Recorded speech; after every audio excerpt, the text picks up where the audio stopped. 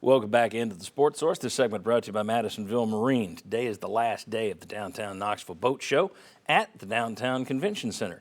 Do yourself a favor. Head over there. Visit the Madisonville Marine section.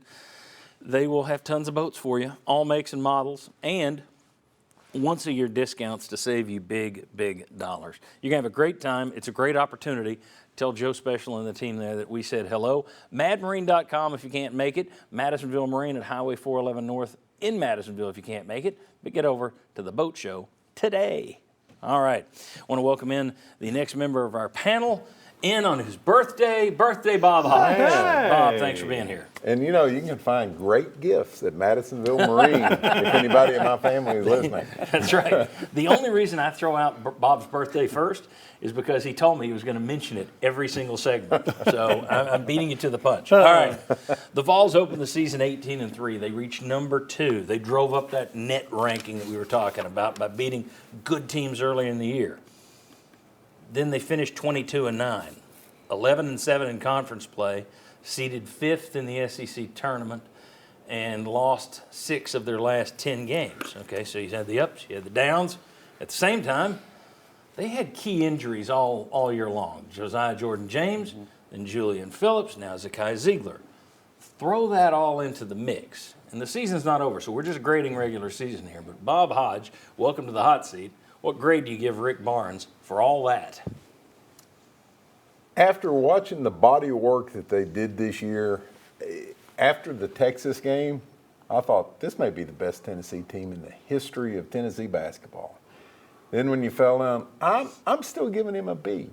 I think it's a good season because if you go back to where you were in November, people had said Tennessee's probably going to back up a little bit from where they were last year.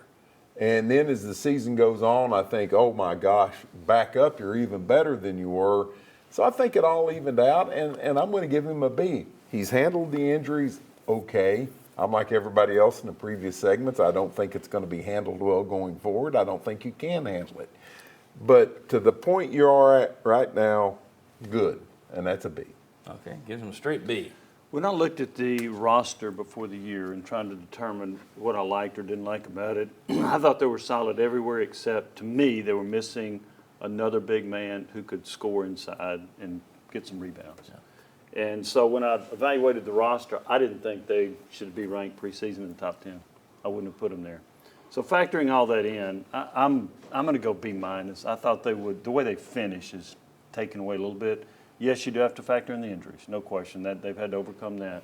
But I think that I'm surprised that they have played in some games as poorly as they have. Here's my concern about them. I think their ceiling's really high, right? Look what they've done when they play real well. Boy, their basement's really low. Yeah. I mean, this team is not like this. Yeah. It's like this. And because they've had some stinker games, I'm going to go B-. I think that goes back to the fact they're so one-dimensional.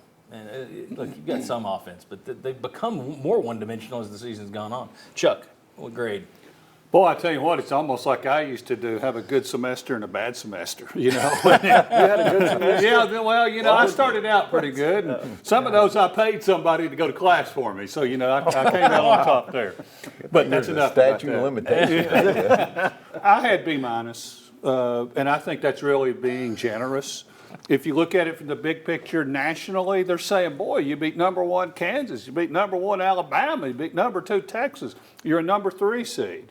But then it's all that's happened, you know, in the past couple of months. Well, but and sticking with the semester thing, to the Texas point, to the Texas game, that was an A. He had done an A job after the Texas game was over. And I think now, the last part of the season, it's probably been closer to a D. It's passed. It's been fine. Yeah. But even before Ziegler got hurt, like y'all once again mentioned earlier, you weren't playing that well right. Even when Ziegler was there through this last 10, 11, 12-game stretch. So it is like a split thing, and it comes out. And I think a B- is pretty daggum fair, too. I think it's tough to pull the grade on him because, one, I'm like you. I didn't think they would be as good as they were. So do I punish him for getting them to play better than I thought they were?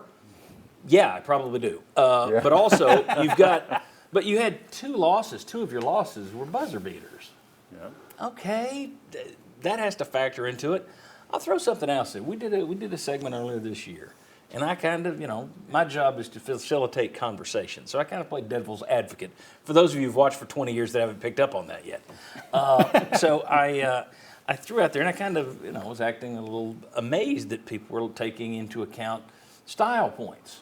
Chuck, you were out here for that Right. segment. It's like, it's just wins. Who cares about the style points? In all honesty, though, style points matter a little bit. This was not a fun team to watch this year. This was not entertaining basketball. It was a slog. Partially, again, it was a one-dimensional, extra defensive team. And if you told me I'm going to watch a 22-9 team that the average score is 88-87, or a 22-9 team that the average score is 64-63, I'll take the 88-87. Same record, but give me the team that's actually going to put some points on the board. And I don't care that you give up some. It's the same record. I'd rather see some offense. So I'm going to sit there and I'm going to go with B-. Yeah. I'm going B-. Three B-minuses. So You're Mr. Happy. Yeah. Yep. As always, you're the positive guy. All right. Very good. When we come back, Tony Vitello served his 3-day UT suspension and returned. So is the NCAA now satisfied? Will they return for anything? Or can we just, breathe easy and let that one go? Come on back on the Sports Source.